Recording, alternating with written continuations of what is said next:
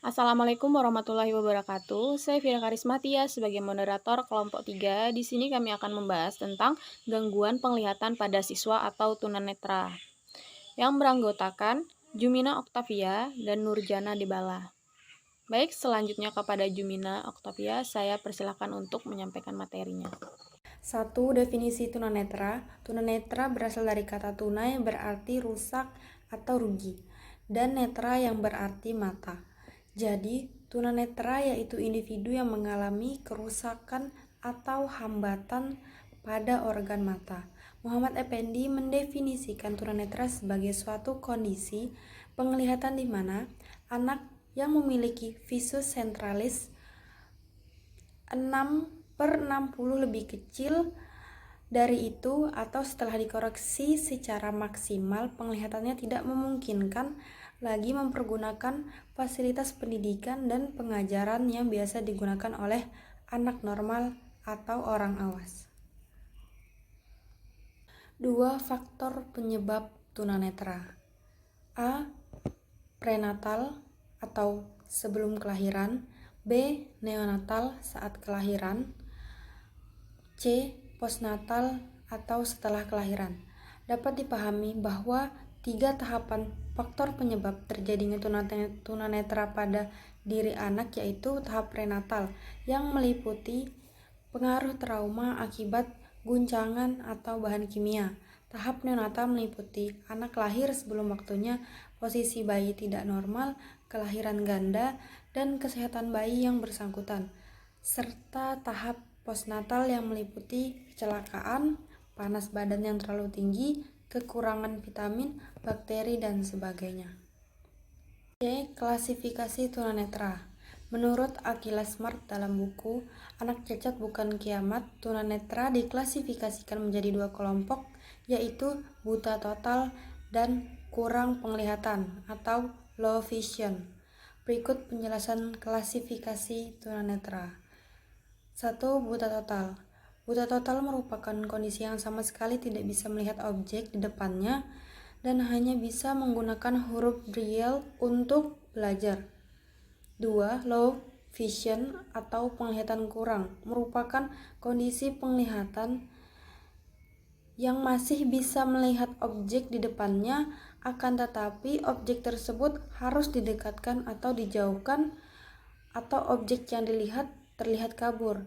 Low vision masih bisa dikoreksi dengan alat bantu penglihatan, akan tetapi masih merasa kesulitan. D. Kecerdasan anak tunanetra. Hayes, seorang ahli di bidang pendidikan tunanetra, pernah melakukan penelitian mengenai tingkat kecerdasan anak tunanetra. Dari penelitian tersebut, didapatkan kesimpulan bahwa ketunanetraan tidak secara otomatis mengakibatkan kecerdasan rendah.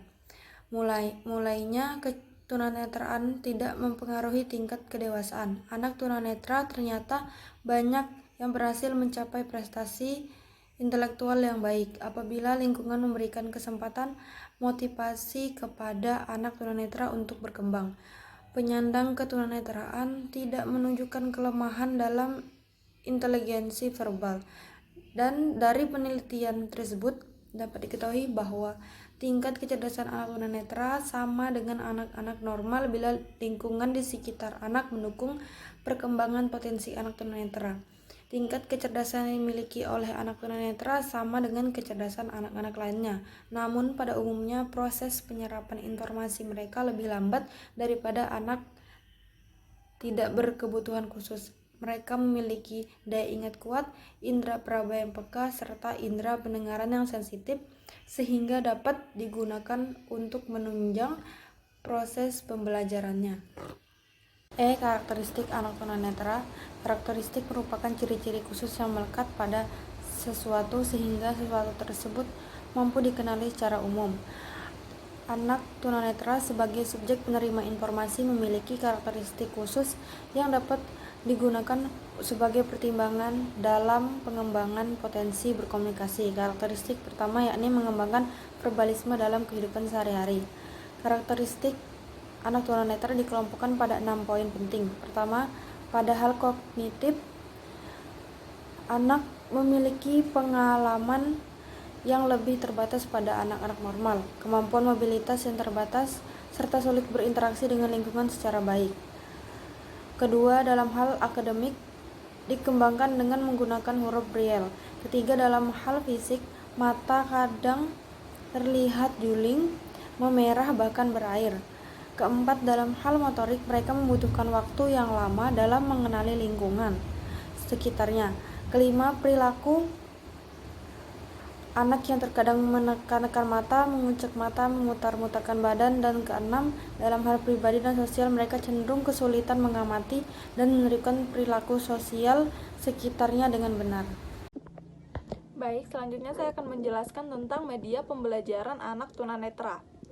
Anak-anak tunanetra memiliki kebutuhan khusus dalam proses pembelajarannya. Untuk itu, mereka memerlukan media khusus untuk menunjang pembelajarannya. Di antara media khusus yang menunjang proses pembelajaran anak tunanetra yaitu yang pertama, huruf Braille. Huruf Braille digunakan untuk keperluan membaca dan menulis bagi anak tunanetra. Ekosasi menjelaskan bahwa huruf Braille merupakan kumpulan titik-titik timbul yang disusun untuk menggantikan huruf biasa untuk para penyandang tunanetra. Huruf Braille tersusun dari 6 buah titik, 2 dalam posisi vertikal dan 3 dalam posisi horizontal. Semua titik yang ditimbulkan dapat ditutup oleh satu jari sehingga memudahkan anak dalam membaca apapun ataupun menulis Braille. Sebelum ditemukan huruf Braille, anak-anak tunanetra belajar menggunakan huruf Latin yang dibuat timbul. Namun hal ini kurang efektif dan efisien. Penggunaan huruf Braille sangat bergantung pada indera peraba anak. Sebelum menggunakan Braille, anak perlu dilatih untuk meningkatkan sensitivitas indera perabanya. Selanjutnya, kamera khusus untuk tunanetra. Kamera khusus tunanetra ini diciptakan oleh Charles Lee dari Samsung Cina. Kamera ini disebut dengan TouchSight. Kamera ini memiliki layar braille fleksibel yang menampilkan gambar 3 dimensi dengan gambar timbul di bagian permukaan. Cara kerja kamera ini dengan menaruh kamera di jidat user. Kamera ini dapat merekam suara selama 3 detik setelah tombol shutter ditekan. Suara ini yang menjadi petunjuk user untuk mengatur. Selanjutnya ada Optecon. Optecon adalah singkatan dari Optical to Tactile Converter. Di alat ini dapat mengubah tulisan menjadi getaran. Optacon terdiri dari satu kamera dengan elemen fotosensitif yang dihubungkan ke susunan sandi raba yang sesuai dengan huruf tertentu. Satu huruf yang dipindai oleh kamera akan menghasilkan pola getaran tertentu yang bisa dirasakan dengan meraba. Selanjutnya, reglet. Untuk keperluan menulis, anak tunanetra memerlukan alat khusus untuk memudahkannya. Alat khusus ini dikenal dengan sebutan reglet. Selanjutnya, mesin ketik Braille. Mesin ketik Braille lebih dikenal dengan keyboard khusus untuk tunanetra. Keterampilan menggunakan keyboard ini sangat berguna untuk proses pembelajaran dan keahlian. Yang terakhir, papan hitung dan sempoa. Untuk belajar menghitung, anak tunanetra biasanya menggunakan papan hitung khusus ataupun sempoa. Bulir-bulir pada sempoa memudahkan indera anak untuk belajar matematika. Terima kasih. Yaitu keterbatasan anak tunanetra. Anak tunanetra menggantikan fungsi indera penglihatan dengan indera lainnya untuk mempersepsikan lingkungan seperti indera pendengaran dan perabaan. Keterbatasan anak tunanetra tersebut antara lain, anak tunanetra memiliki keterbatasan dalam variasi dan jenis pengalaman kognitif. Selanjutnya itu dikarenakan kemampuan intelijensi yang rendah namun kurangnya pengalaman persepsi auditorial dalam membentuk suatu konsep. Permainan kooperatif tradisional bagi anak tunanetra. Permainan kooperatif merupakan program intervensi secara berkelompok bagi anak tunanetra. Melalui permainan tradisional berupa jamuran, pasyaran, dan bermain peran tokoh wayang, tujuan utama dalam tiap permainan yaitu adanya percakapan pada anak tunanetra dengan anggota kelompok kegiatan permainan diselingi dengan lagu Jawa yang diiringi musik seperti gundul pacul, padang bulan, cubak cublak suweng. Selanjutnya, prinsip pembelajaran bagi penyandang tunanetra. Peserta didik penyandang tunanetra wajib menerima apapun secara dan verbalisme atau konsep yang dipahami secara verbal saja. Dalam hal ini, indera peraba sangat penting ditekankan pada penyandang tunanetra untuk mempermudah informasi tentang objek yang tidak bersuara. Semuanya dilakukan dengan konsep belajar sambil melakukan atau pengalaman konkret. Pengetahuan melalui pengalaman yang secara langsung dialami sendiri. Agar penyandang tunanetra bisa mengungkap pelajaran secara maksimal, menurut Marja ada strategi khusus yang harus dirancang pengelola sekolah, yakni pertama, anak didik tunanetra harus ditempatkan pada bangku paling depan atau dekat dengan sumber kegiatan. Yang kedua, buat media yang bersifat timbul atau asli, mendeteksi aslinya.